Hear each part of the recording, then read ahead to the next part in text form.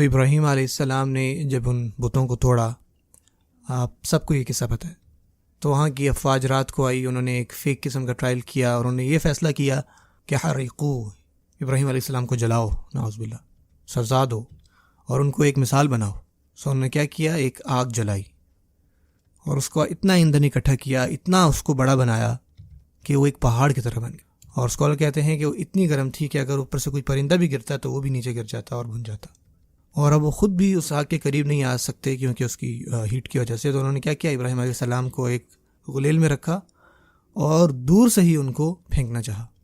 بخاری شریف میں حدیث ہے، جبرائیل علیہ السلام آتے ہیں، کیا ابراہیم کہ آپ کو میری مدد چاہیے؟ تو ابراہیم علیہ السلام کہتے ہیں، حسبی اللہ و نعم الوکیل، میرے لیے اللہ کافی ہے، وہ اللہ جو میرے لیے سب سے بہترین وکیل ہے۔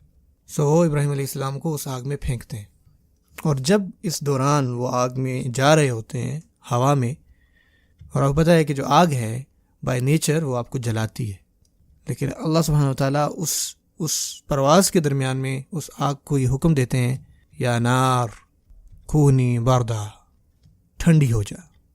لیکن صرف ٹھنڈ جو ہے وہ ابراہیم علیہ السلام کو جما سکتی تھی۔ اللہ تعالیٰ نے ایک اور بات بھی وہاں فرمائی، وَسَلَامًا عَلَىٰ ابراہیم، یعنی ٹھنڈی اور سلامتی والی ہو جائے ابراہیم علیہ السلام پر۔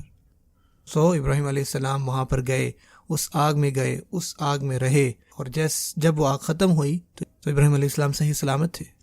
اور یہ کس کے حکم پر ہوا؟ اللہ سبحانہ وتعالیٰ کی۔ اور ان کی ماشاءاللہ بہت لمبی عمر تھی۔ ان کو کسی نے پوچھا کہ آپ کی زندگی کے سب سے بہترین دن کون سے تھے؟ تو انہوں نے کہا کہ جو آگ میں تھے۔ یہ ہے آپ کا رب۔ انما امرہ اذا اراد شیئا ان یقول له کن فیکون۔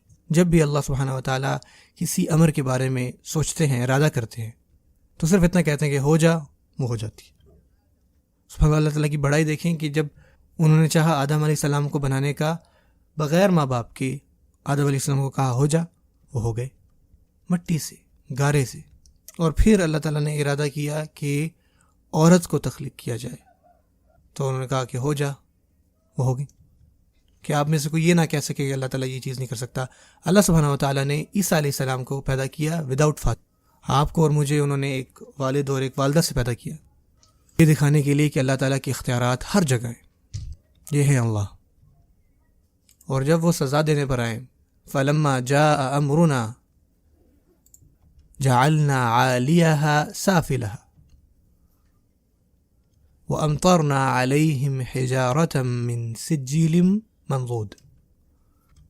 اور جب ہم نے سزا دی اور جب ہمارا فیصلہ ہو چکا تو اللہ تعالیٰ نے ان کو الٹا کر دیا، یعنی پورے کے پورے شہر کو اوپر اٹھا کے واپس الٹا مارا، نعوذ باللہ، اور ان کے اوپر پتھروں کی بارش۔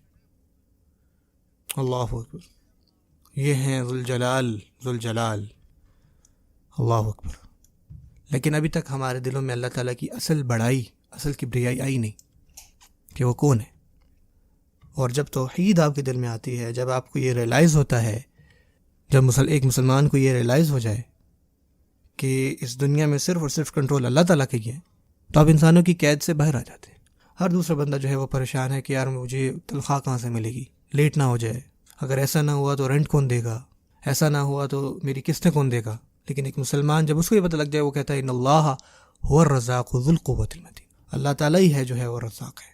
میرا جسم جو ہے وہ کام کرے گا، میرا جسم جو ہے وہ کوشش کرتا رہے گا، لیکن میرا دل اور دماغ جو ہے وہ سکون پر رہے گا، اس وجہ سے کہ مجھے پتہ ہے اللہ تعالیٰ ہے۔ جس چیز کو آپ دیکھ لیں، بیماری اللہ تعالیٰ ہی شفا دیں گے آپ کو، ہدایت اللہ تعالیٰ دیں گے آپ کو ہدایت، مدد اللہ سبحانہ و تعالیٰ آپ کی مدد کریں گے۔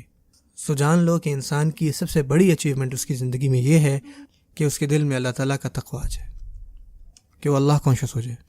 جس کے دل میں بھی اللہ کا تقویٰ آ جائے تو اللہ تعالیٰ اس کو نہ صرف یہ دنیا دیتے ہیں بلکہ آخرت بھی دیتے ہیں۔ سمپل ہے۔ آپ کے مسائل ہیں، متقی بن جائیں، اللہ تعالیٰ آپ کے تمام مسائل کو دور کر دیں گے۔ قال تعالی ومن یتق اللہ یجعل لہ من امرہ یسرا۔ جس میں بھی اللہ تعالیٰ کا تقویٰ ہوگا، اللہ تعالیٰ اس کے معاملات اس کے لیے آسان فرما دیں گے۔ آپ کے مالی مسائل ہیں، ومن یتق اللہ یجعل لہ مخرجا ویرزقہ من حیث لا یحتسب۔ جس میں بھی اللہ تعالیٰ کا تقویٰ ہوگا، اللہ تعالیٰ اس کے لیے مخرج پیدا کریں گے اور اس کو وہاں سے دیں گے وہاں سے عطا کریں گے جہاں پر اس نے گمان بھی نہیں کیا ہوگا۔ اور اگر آپ کو تب بھی سمجھ میں نہیں آتا، اللہ سبحانہ تعالیٰ فرماتے ہیں واتقوا اللہ ویعلمکم اللہ، اللہ تعالیٰ کا تقوی اختیار کریں، اللہ تعالیٰ آپ کو سکھائیں گے، اللہ تعالیٰ آپ کے لیے وہ چیز آسان کریں گے۔ ابن تیمیہ رحمۃ اللہ فرماتے ہیں کہ جب بھی مجھے کوئی چیز سمجھ میں نہیں آتی تھی تو میں فوراً سے سجدے میں گر جاتا اور زیادہ سے زیادہ استغفار کرتا، اور پھر کیا ہوتا، اللہ تعالیٰ وہ معاملہ میرے لیے آسان فرما دیتے۔ اور جب آپ اس دنیا سے رحلت کر جائیں گے اور آخرت میں جائیں گے، اور آخرت میں اللہ تعالیٰ آپ سے فرمائیں گے وَالْآخِرَةُ عِنْدَ رَبِّكَ لِلْمُتَّقِينَ، کہ آخرت تو ہے ہی صرف متقیوں کے لیے۔